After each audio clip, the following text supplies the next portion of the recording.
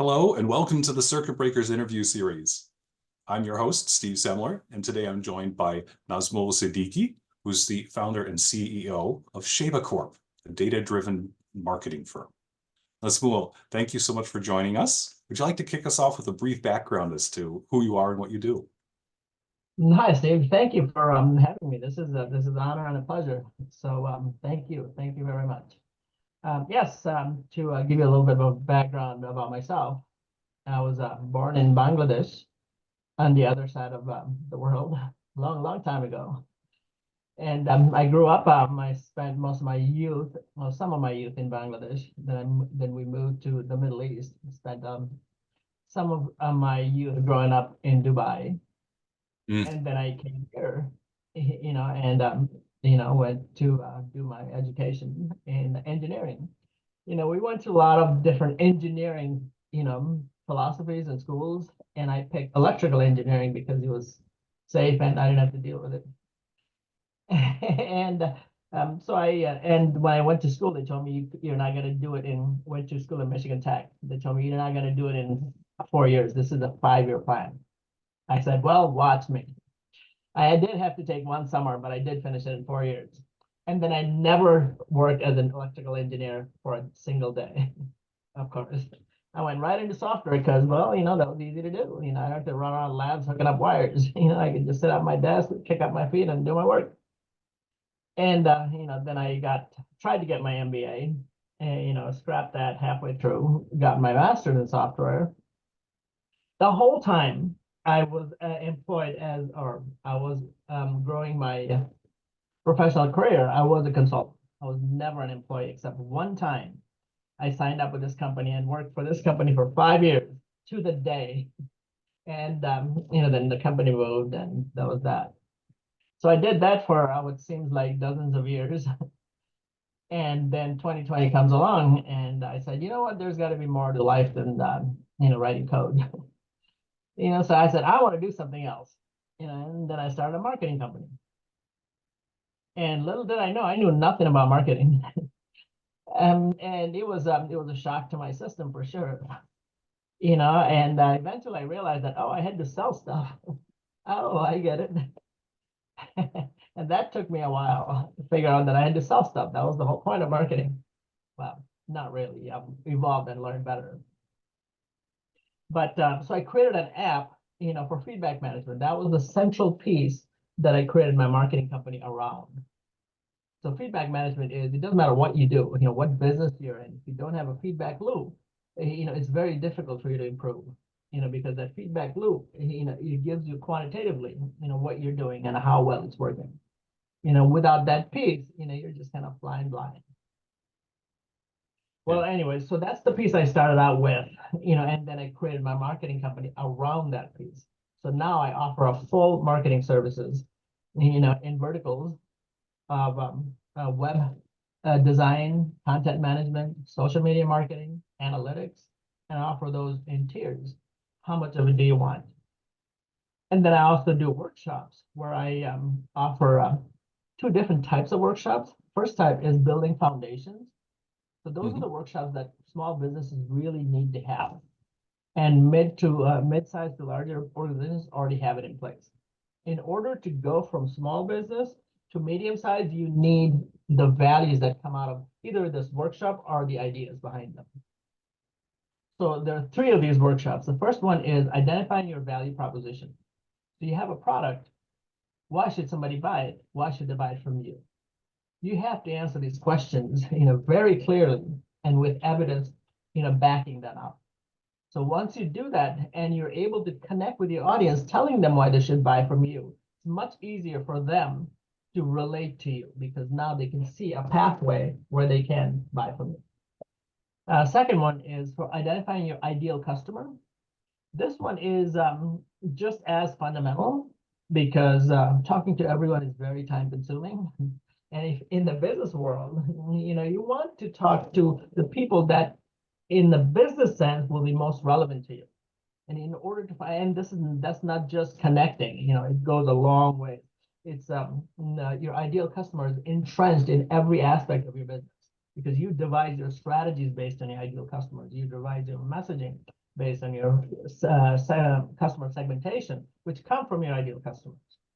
So, that's the second one. We find who your ideal customers are, so you can go and talk to them. And the third one is creating a lead management system. This one has two parts, actually. The first one is raising your brand awareness.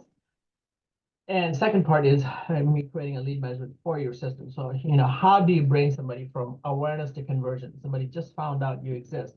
What are the steps you have to take as a business owner to get them to buy something from you? What can you do to make that happen?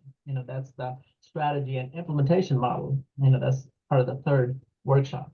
So those are the three building block foundational workshops that I do. Other than that, I do run-of-the-mill business development workshops. Like if there's anything that you want to know more about that's related to marketing and business development, I'll create a workshop for you, customize it for you. I mean, if you just want to know how AI works, like things as simple as that. How do I create a strategy for a specific niche area, over a period of 17 months, it could be as detailed as that. Yeah. Well, how did you decide that starting your own business was the thing that you were going to take the leap on? Well, I've never wanted to be an employee. That was just the thing that just rubbed me the wrong way. That's why I was a consultant, software consultant most of my life, except for this one period where I had just gotten married, and I'm like, well, maybe I should, find something a little more solid. And then so I signed up with this organization, and then when they moved out of town, they laid off everybody. It was a bank. They laid off everybody and moved to Colorado. And I said, well, this is my chance to go back to what I do best, consult. And I went right back to consulting. And I didn't stop until COVID comes along and says, hey, it's time to, look at the world slightly differently. And I did, along with a very large number of people who actually, did you know a lot of businesses started in 2020? Oh, I don't know the statistics, but a lot of businesses started in 2020. So, yeah. Neat. Well, when everything was stopped, we had the chance to, pull back and, think about what's the meaning of this. Yeah. A lot of things coming out of that. Good. Yeah. As you were wrestling with doing the business during COVID, what were some of the things that you tried that ended up working well to connect with customers and the online model, Zoom came along, just at the perfect time. So connecting with people over digital medium, worked really well. It was like suddenly you didn't have to drive everywhere. Suddenly you could, set up a schedule. That's a one glaring thing that worked really well. And my gas bills, my travel gas bills, were much nicer. So as I was trying different things, what really worked well, a couple of things worked well, is one, my personal growth is to connecting with people. So when I was doing software, I didn't have to connect with people. I had to produce results and to show everyone how good I am. And that was the end of that story. I didn't have to relate to people. I didn't have to connect to people. That's why you see software engineers are generally, on average, not relatable, because we don't have to. Versus when I started marketing, I didn't realize how much I lacked in that space. So I had to practice really hard, to build some muscles in that area. So I grew that's a personal growth as a person. I grew to becoming more sociable, if you will, because I wasn't spending 20 hours behind the monitor anymore. And that's actually one of the things that I specialize in, of course, with the turning techies into leaders, is helping people get the influence they need and be able to build those relationship skills, and be able to connect better with each other. It's a lot of work, let me tell you. It's adding, yeah, but it's adding on, and it's helping people so much better. Oh, yeah, absolutely. I mean, I think it's necessary for individuals to grow into a person to be able to relate to others more effectively. Yeah, neat. So as things are changing, the constantly kind of evolving business landscape, and you're trying different things and building on the core there of that feedback Yeah. model. How do you stay adaptable and open to change? What are you doing to like break the circuit of the routine and stay focused on innovation? Well, one of the foundational things that needs to happen, and I have implemented a lot of it in my space, is to keep improving, like continual improvement process, continuous learning process. What do you need to learn now? Like I have so many things that I have to learn that I don't need to create new stuff. But if I didn't have that, I would create a strategy and a plan, say what do I want to learn based on whatever my interest may be. So learning what you, or keeping a tab on what you need to learn about, I think goes a long way to growing you as an individual as well as a business owner. Because in the business, if you're not innovating, you're lagging. So it's like the duck philosophy. You may look cool on the surface, but you're swimming like hell under the waters. Like if you're not doing that, you're falling back. And especially if you're a small business, you have to be swimming really hard in order to keep up. And so you don't have a choice, because if you don't do that, you're not going to be in business for very long. Yeah. Big businesses, even medium size, to a certain extent, can avoid that for a period of time. Big businesses can't do it anyway, because they're too much bureaucratic movement to move fast. But small business, this is our bread and butter, to stay innovative and learn, like AI goes a long ways to creating from plans and strategies and ideas, but it can't implement it for you. That's where the execution, you have to take charge of the execution. Yeah, and that's a good principle to remember, kind of with AI. AI, so far at least, really tends to be able to give us some acceleration on the first draft, or find us answers, and then we apply judgment, and then we figure out how to execute. Yeah. Yeah, I mean, I use AI heavily. I use AI in just about everything. I have like 7, standing AI at all times, looking at me, waiting for questions at any of them. I have not created my own AI from scratch yet because it's very time consuming, and I just haven't had the time. But it is on my to-do list to build one, from scratch, to train it on all of the things I want and design it the way I want it, in my image. Okay, that was just kidding. But in the way that I want to execute it, things. Yeah. Well, around that, what are you finding is are some of the top few things that AI is helping you to do? Well, like you said, coming up with the first draft, AI is, brilliant. Like whereas, to write an article, it would take me several days, like come up with the first cut, come up with the structure, different bullet points, do the research and investigation. Now I can do an article in a couple of hours. Yeah. It's like, that's a dramatic improvement in your, productivity. Because I can have it do the first draft, second draft, third draft. I can have it come up with structures. All I have to do is, go in there and put my, 2 cents in there, inject my philosophies, my model into an existing model that AI just created for me. Yeah. Which I can become efficient at doing. So now I can do Yeah. it in a couple hours. And then, imaging, I used to draw as a youngster, but not very good. But now I can, provide, excellent graphic design services based on, engineering, the prompts, that you need to produce a specific kind of imaging.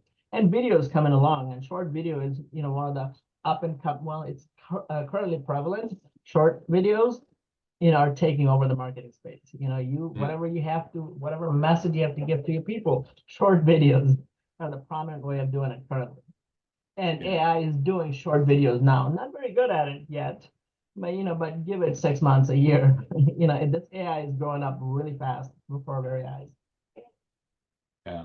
Well, neat. Well, let me shift a little bit as you've grown, and because you're coming from an engineering and software background. One of the things that I find that folks are challenged by as business owners is that they love to do the technical stuff, but they also have to do the people stuff and the business stuff. How have you experienced that? Was that a challenge, or is that move over into the marketing Oh helps you yeah. just, Absolutely a challenge. I want to do the technical stuff. I want to do the engineering stuff. And, but, owning a business and owning a marketing company, if you don't meet with people, if you don't force yourself to become sociable, there's no way I could do this. I couldn't, it's just not possible, like it's not possible for a marketing company. It's not possible for running a business, because you have to meet all kinds of people that have completely varying and different perspectives and objectives. And, you have to be able to, not get aggravated, just because, you feel entitled one way or another, which I had the liberty to do when I was writing code. Because, if your objective didn't meet mine, I could say, go away. I don't want to deal with it anymore. But as a business owner, that is not something I can do. So I had to completely, change my philosophy in interacting with people and become more patient, which is the main part I was referring to earlier. Is it forced me to grow as an individual. yeah, I forget what I was responding to. yeah. Well, if you could wave a magic wand over your business and make one thing better, what would that be? Um, Low inflation and booming economy. There we Because go. that goes back to the 1999 model, where you could create a business model on the back of a napkin, and you could get all kinds of funding and all kinds of clients running, knocking, breaking down your door, which is currently not happening, because people have become a little bit more conservative. They're like, you know what, I don't know what I'm going to need this money for, but I better hang on to it, because things are not looking a little cloudy. Yeah. Have you identified anything that you can do to kind of shift some of that attitude, at least at the client small focus level? Yeah. Yeah. I mean, so one of the biggest things, one of the biggest challenges in the small business space is getting the message out. The people that start small businesses, they're really good at whatever it is that they're doing business in, but getting the message out often is not their strong suit. And they don't have the bandwidth or awareness or know-how or care to get the message out. They're like, I'm doing fine, I'm making enough to go by. But once they're able to pull back out, they're like, oh yeah, I really need to get the message out so I can hire a few people. I can turn the economy around. I can do my part, to change things around in my neighborhood, in my block, in my city. So getting the message out is a part that, it's part of training, part of awareness. So if you can convince one person enough that, getting the message out for your small business is, in your long-term best interest and a high priority. So everybody knows it's in their long-term best interest, but high priority, not so much. If you can convince one person that it's high priority for them to do it right now, they'll convince somebody else. And that could start a cascading effect on changing this economy around. Small businesses are the bread and butter of this country. And if we can Yeah. change the mindset in that space, it will follow. Nice. Yeah. Good point. Yeah. Well, and along with that, and my last question for today for me is, what advice would you offer aspiring entrepreneurs who are just starting out or facing challenges in the tech industry with their businesses? Marketing. Get the message out, get the pulse of your target audience. It's like, whatever it is you want to do business in, it took me a long time to figure out that I had to market my app. Like I should have been marketing it before I even wrote a line of code, but I didn't do it, but I learned that I should have. And that goes in just about anything. It doesn't matter what it is you're trying to do, get the pulse of your community and get the Mm-hmm. pulse of your target audience, how they feel about, if that feeling matches your sentiments. And if it's a match, then by all means go. If it's not a match, adjust. Yeah. Yeah. And that goes right along with your what identify your value proposition and your ideal client and the things you're talking about and focusing on. Yeah. Those are fundamental. Yes, absolutely. Yeah. Well, thank you so much for your time today, Nazmul. It's a great meeting No, you, thank you. learning more. Yeah, yeah. Appreciate It the was opportunity to pick your brain here for a bit. Yeah. So for those watching, when you're faced with challenges in your own business, consider these tips and ideas and things that Nazmul has been talking about here. And feel free to reach out to him too. And contact me for coaching and support. As always, I'm Steve Semler here at FocalPoint Business Coaching, helping techies be great leaders. Look forward to seeing you in our next episode. Thanks.